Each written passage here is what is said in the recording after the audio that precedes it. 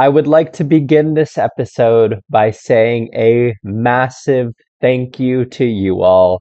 This is the 50th episode of the Mendiola save. This has been my favorite football manager save I've ever done, and I've been playing football manager for a while now. And it really has been lots of fun to be able to share it with you all. And this has been my favorite project I've done on this channel. So again, if you are still here or if you've watched one episode or all 50 or somewhere in between, I'd really like to say thank you. It means a lot that you all are watching this and that hopefully you all are enjoying it and that I've had the opportunity to share this save with you all. I really never thought this would get to 50 episodes, but thank you for helping us get to this milestone, and hopefully I'll still be able to play this save and continue to share it with you all. And with that being said, we are here for the conclusion of season 4 of the Mendiola save. And we are back for the Philippines Football League Cup final where Mendiola will be taking on DHC. So what we're going to be doing in today's episode is there's only 2 matches left in the season. We have the PFL Cup final and then the final match away to Stallion. We're just going to play the PFL Cup final. We've already won the Philippines Football League. So today we will be playing the PFL Cup final. We are going for a league and cup double. And then after that, we will come back just for the end of season review. So I'll play the PFL Cup final. Then I'll play the Stallion match off screen. And then we'll come back for the end of season review and look forward to what's happening next season for season 5. And here's a quick look at the Philippines Football League table. I will come back to it at the end of the season, but we have a pretty massive 19-point lead over Kaya, who are in second. We were confirmed champions in the last episode. And we've got 20 wins, 2 draws, and 1 loss, which interestingly isn't the record. So the record for the most points ever in a season was 68 by United City, which I think means they had a loss and a draw, maybe something along those lines. It's going to take something special to beat that record, but that is something we will be looking to beat on the horizon as we try to dominate this league as best as we can. But right now, we're doing quite well. The last little update I have for you guys is that I've signed a young striker, Jesus Mendoza, 18-year-old Ecuadorian, who I think is everything that I wanted Martin Garrido to be. We have signed him on a 2-year deal, just 130 pounds per week, so he's pretty cheap, but I think he's a very good player. He's got potential to continue improving. Really good Holy Trinity, especially that dribbling and finishing. Good pace for this level, also good jumping reach and heading, which I really like. I think most importantly, he has a fairly professional personality, so he's going to train well and continue to improve. But with that all being said, this is the team that's going to go out and face DHC in the PFL Cup final. We have a very strong lineup. Rather than putting Jesus Mendoza in right away, we do have Berkabar, Cisse starting up top. The other news is that Celso Jung is suspended. I don't think you guys can see that because my face is in the way, but he has yellow card accumulation, so he is suspended, so he is not in the side. Our other new signings, Rotsetegi and Yusefi, will start on the wings, but otherwise a very familiar look to the team. This is going to be our team that will go out to win the PFL Cup and secure a league and cup double for us today. I'm going to go forward into the match. I will see you all there. And we are going for the league and cup double. The last episode maybe wasn't our best showing, but we are trying to do better today with a league and cup double to make things for this season look much brighter. Rotsetegi playing it in. Could have been an opportunity there for DHC to counter, but it's an easy play for Justin Boss. He will look to play it into Lawali. And they are pressing decently well here, but I think we can get in behind. That's a great pass into Yuslan. Take the shot, Yuslan. Yuslan shots. Yuslan scores. It gets past Leonard Tan. 1-0 to Mendiola. We take the lead in the PFL Cup final. This is exactly what we're looking for. And this could be DHC's moment. Why is our line so far back? I don't know if I like that line of engagement there. I would want us to prevent that short distribution, force them to go over the top, because I would have faith that Boss or Coutinho could win it. But that being said, we won the ball eventually. I do have a higher line of engagement set too, so I'm not sure why that happened. But that being said, Lawali carrying it forward. He plays Honorio. Back to Lawali. Can we get him behind here? Lawali needs to find the right ball. All right, we'll stay patient. Coutinho, Honorio. We're just playing it around patiently, keeping possession, just probing for holes here. There we go. That's the right ball into Carrion. That's the right ball into Grotzategi. Grotzategi shoots. We need to work the ball into the box. I work the ball into the box on. Why aren't we listening to me here? I also have the higher press. We're gonna, you know what? We'll put the lines even higher. Berkabar Cisse winning it. He plays it back to Justin Boss. Justin Boss carrying the ball forward, looking over the top. That's a good ball into Yusefi. Yusefi winning the ball here. He gets the ball into the back post. It's a poor clearance, and Carlos Carrion tried to chip him, tried to lob him. And somehow it is only 1-0 at halftime. Man, we should be winning by a lot more. I'm going to tell them we're pleased. I mean, we're playing well. I can't ask for much more. Cisse's not having the best game. This could be an opportunity for our new signing, Jesus Mendoza, making his debut in a PFL Cup final potentially. We also have the likes of Kainoa Bailey on the bench as well. If we look at our bench here, we also have Hosaway and Kempter. So we have options to bring on if we want to change things. And DHC looking to punish us. Oh, actually, we're able to get around the outside. Jesus Mendoza winning it. And we are able to get the ball forward. I thought it might have been a chance for DHC here, but play him in. That's the ball. Yusefi's in. Can we find the cross here? Yusefi, get the ball in. Oh, it's a penalty. Oh, it's a pen. Jesus Mendoza is nervous on his debut, but this is your chance, mate. You are our new striker. You might be nervous, but you are your new striker. Mark it with a goal in the PFL Cup final. Mendoza steps up. Mendoza shoots. And our new signing finds the back of the net. Look at how excited he is. Hopefully this is a start of a prolific goal-scoring career with Mendiola. Jesus Mendoza with the pen. And now we have a comfortable lead. And it will be easily claimed by Gossick. I have used the last of my subs. New youngster who came in through our youth intake, Jeffrey Villanueva. I'll actually go over the youth intake. I forgot about that. I'll go over who we signed after this match, as that slipped my mind. But we brought him in, our new youngster, as well as Kevin Kempter and Jossaway. And that takes care of everything. As Kevin Kempter gets in behind, he took way too long, but he shot and he scored. Kainoa Bailey with the assist. Kevin Kempter with the goal. And we have a comfortable 3-0 lead in the PFL Cup final.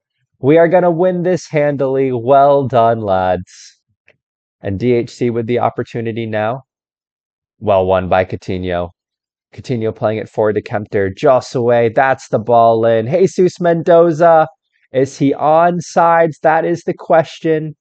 And I think he's off. It was a good finish, but he is offsides. And DHC here growing into the match here with 10 minutes left. As I say that, we actually win the ball fairly easily. Coutinho playing it forward to Jossaway. Jossaway, that's a lovely ball in behind to Kainoa Bailey. Can Kainoa Bailey find the right ball in? He's going himself here. Jossaway shoots. And somehow it ended up just going wide. And we are into injury time. Well into injury time. Well past the end of match. This has got to be it. As Tan claims it for DHC. Once the ball is released, it should be full time blown. There it is. And we have won the league and cup double. We didn't get to see the trophy presentation for the league, as I wasn't expecting us to win it so early. But there we are, Mendiola FC, your PFL Cup champions for the second time. After losing in the semis last year, it is nice to win it this year. And there we are. There I am right there. And we are going to lift the trophy. I believe that's Kevin Kempter lifting the PFL Cup as confetti rains down from the sky. We got the pyrotechnics going. And we are the league and cup double winners. And we are delighted with that. Well done, guys. Well done. Well, there you have it. We have done the league and cup double as we have won the PFL Cup. DHC doing really well. I mean, massive credit to DHC finishing runners up. They definitely overachieved, but we are delighted. I think it was a fairly simple PFL Cup run. We did pretty well throughout the season. And it's nice to see us get over the line when we were not able to do that last year. And before I forget, I want to talk about the players that we signed in our youth intake. We got 3 players who I think are going to be really good. They all have 1-star ability, which is really nice, and I think they have decent potential. Let's start off with Jeffrey Villanueva. He has some work to do in the technicals department, but he's only 15 years old and he has really good physicals for his age, which I like. He has good pace, good stamina, good balance, acceleration, and agility, which I think will bode well.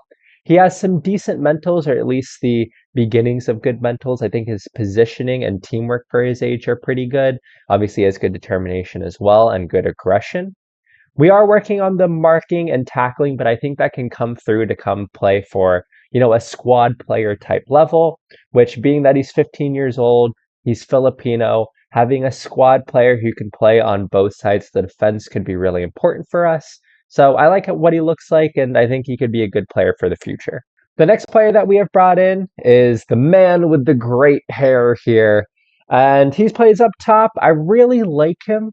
I think he could be a good target for it in the future. Again, he's only 15 years old, and we need those attacking options who are Filipino. His physicals are going to come through, but in particular, I like his 11 jumping reach and 12 heading. I think he's a player that we could bring on off the bench in the future, and how can you miss him with this hair? So he was an interesting player. I wasn't totally sure about signing him, but I thought he was an interesting player. I like where his potential might go to. So it's just someone we're going to see whether or not he can develop. But the real star of this youth intake is Joshua Nawson here. He has at least 3-star-ish potential, potentially 4-star potential. And I mean, this is great. A homegrown at the club goalkeeper who could potentially be our first team goalkeeper in the future. Right now, our backup. But he's a perfect player right now to have on the bench in Asian Continental competition. He's a player that I would bring on. I do like his personality. I mean, Fairly Sporting is pretty good. I wish we had a little bit more sense of his professionalism. But overall, he's very solid. He's got really good command of his box, solid aerial reach and command of area at 15 years old, and he's going to develop for a long time. Decent communication, good handling and kicking. The things that we're going to be working on are one-on-ones and reflexes for the most part. If we can get those to come in, he's going to end up being a really good goalkeeper, and that's something we'll focus on in his training. But those were the youth intake players that we signed. These were the best players we had in our youth intake, all of whom I think could have a future with the club. Nasson is the one I'm really excited about. After that, probably Villanueva. I think he's our next best player.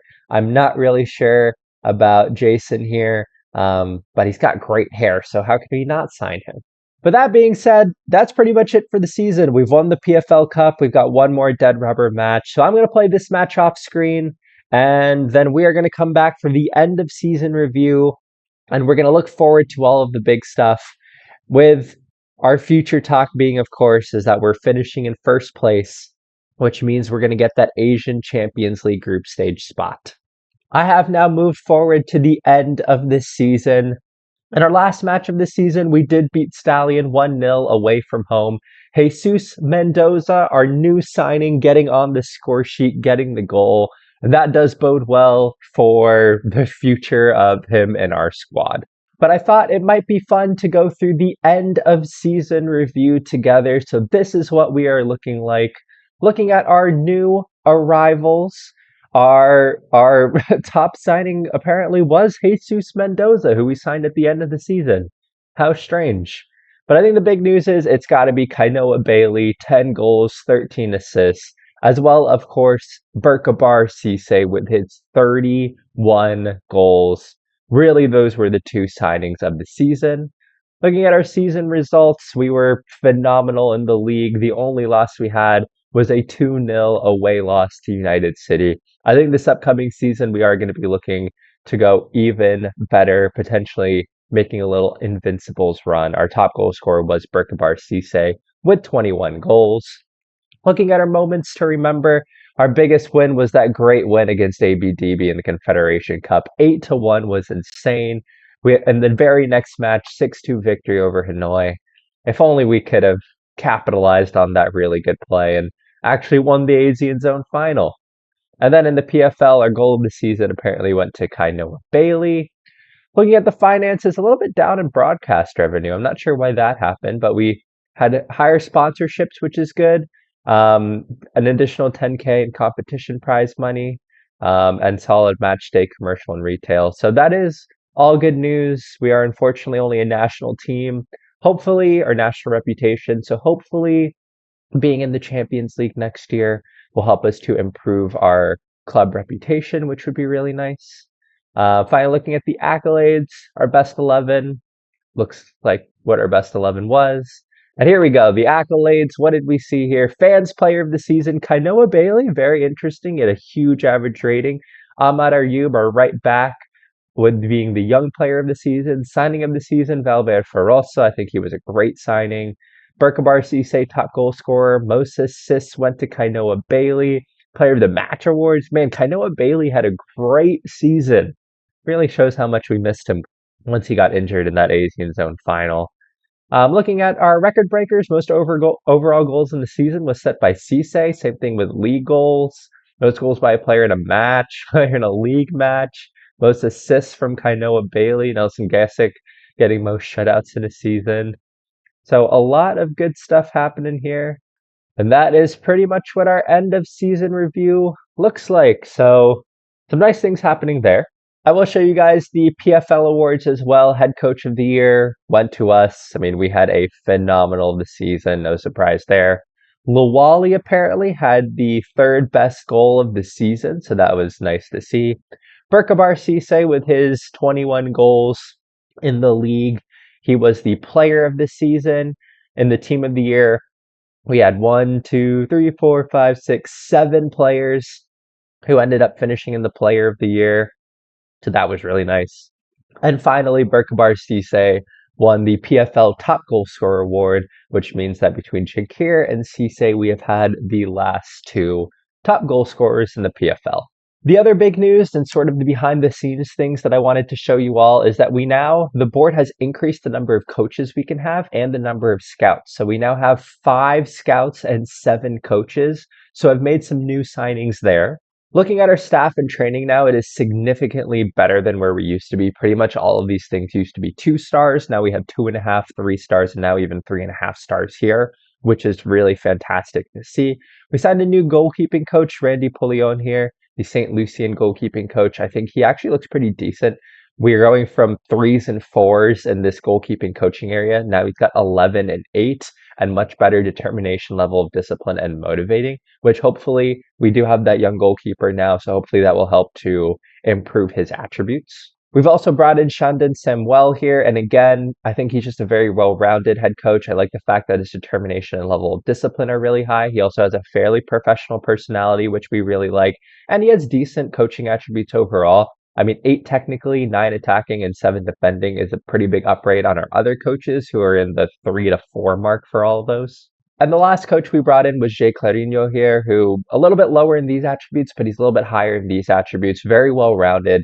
7s, 9s, and 8s for everything. So we can kind of stick him in anywhere and it will be a big help. And the other thing is now that we have more coaches, not only are we having the higher stars here to help improve this, but the coaching workload is also a lot better. At the end of the season, this was all either light or average, where before it was heavy. So hopefully that's going to help our squad as well. We have brought in 2 new scouts as well. The first one, Anguiso Barbosa, who is actually a player that I was interested in at one point, but his judging player ability and potential is higher than we've seen. That used to be like 4s and 5s. Now we're at 9 and 8. And the reason I've brought him in is because he has really good knowledge of areas that we want to look at, notably Thailand, Indonesia, and Brazil. And a lot of our players seem to crop up from there, especially Brazil has some players for really cheap. So hopefully this will help us to bring in some new Brazilian wonder kids and good players from other Asian countries. And the other scout we've brought in is one of our former players, Marwin Angeles, who doesn't have great ability or judging player potential. However, he's got knowledge of Japan, he has knowledge of the Philippines, he has knowledge of Indonesia, and he has knowledge of Italy, which is something that we like to see. And hopefully we can bring in some maybe second nationality Filipino players abroad, or again, he just has good knowledge of Indonesia and Japan. So we might be able to get some players for some of the lower league clubs there. And overall, this has already seen a huge boost to our scouting center. We've seen a lot of players who we might be interested in signing. Notably players here like Ruben, who looks like a really solid right and left back. Chui Ping here, who's Chinese, who's a solid advanced forward. I don't think he's going to be someone we're going to buy because we found someone else from our scouting recommendations. And we have already signed this guy, Tony. We signed him on a really cheap contract. He has a fantastic Holy Trinity, solid mentals. I really like his off the ball. And he has really good physical attributes to be an advanced forward on attack. He has great jumping reach, solid pace, and he's only 18, so that's going to improve, and good stamina and decent heading. So I think him and Jesus Mendoza up top are going to be really solid next to each other. Both players are only 18 years old, so they will continue to improve. The other thing I want to talk to you guys about is apparently we're in a takeover. There's a takeover in progress, which we've had a couple takeovers in progress previously that have not worked out. But apparently we have a takeover in progress. Hopefully that would help bring us in more money. The other thing I want to show you guys is about I have made some board requests to improve our training facilities, to improve our junior coaching budget, and to improve our youth recruitment. So if we look at the club info right now and go to facilities, this is what everything looks like right now. We have pretty basic training facilities, which is better than what we had previously. We have pretty poor youth facilities, although I'm not too worried about that at the moment. We have average academy coaching and fairly basic youth recruitment. So hopefully we can improve the junior coaching a little bit. We can improve the youth recruitment a little bit, and we can improve the training facilities. The one I would like to be improved, if I had to choose, is the training facilities. I just think that being able to improve our players even more, and considering that we have better coaches now, would be huge for us, especially going into a year when we're going to be in the Asian Champions League. But I'd love for us to improve our junior coaching and youth recruitment as well. This would help the current and potential ability of our young players coming through, which would be really nice, as I think we're starting to get to a level where we need some of those Filipino players who we're going to need for continental competition to be coming through our academy. Moving forward, this is what our club vision and expectations meeting looks like for the most part. The big change is now they want us to be competitive in the Asian Champions League. This means we're just going to be in the group stage. They're not expecting much. If we lose every game, they'll still be happy with that. But now we finally have the expectation to win the Philippines Football League, which I don't think is going to be an issue, and we are going to accept that. And the last thing I want to talk about is the big news that I've been waiting to talk about. Next season, we will be in the Asian Champions League group stage by finishing first in the PFL. We will be in the Asian Champions League. The last time we were in the Asian Champions League, we did get knocked out in the preliminary rounds, but this year we are going straight into the Asian Champions League group stage. It's going to be pretty tough to get out of this. It's going to be almost impossible. We have to finish pretty much first in the group to qualify for the knockout rounds. There are a few of the best place, second place teams who get through, but I think it's going to be tough to go through that route. But we are coming up against some huge teams. I mean, we're going up against Al Hilal from Saudi Arabia, who now has players like they still have Aymeric Laporte, but they have Serge Gnabry, John Stones, Jack Grealish, Marco Asensio as well. Al Nasser, of course, is where Cristiano Ronaldo plays in real life. Now they have Virgil van Dijk. They still have Sadio Mane, Mario Icardi, Casemiro, Leroy Sané. We're going to be going up against some of the best players, not just in Asia, but really in the entire world. We're going up against the world's elite by making the Asian Champions League.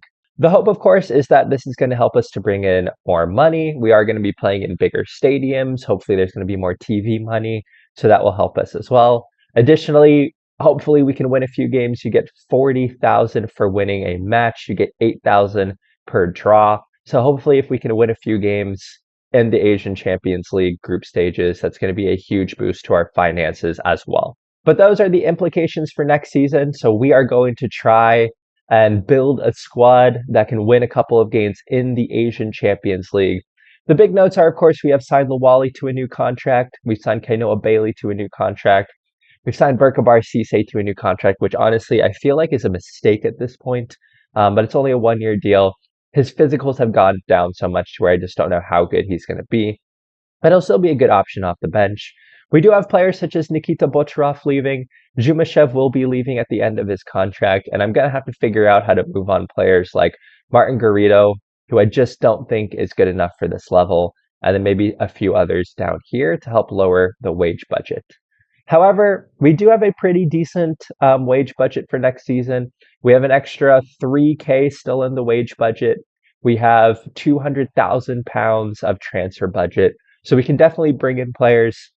I have only made free transfers so far. I have not spent a penny on a player, but I think it might be time now to start spending the transfer budget because we are going to need to significantly improve this squad if we want to get to where we want to go. And looking at where we need to improve the squad, honestly, I think the whole squad needs improving. As I've mentioned previously, one of the big things we're going to need is to improve our Filipino contingent. We need, especially in the attacking areas, we're so reliant on Kainoa Bailey. We are going to need to improve that. But I think areas we really need to improve, definitely goalkeeper.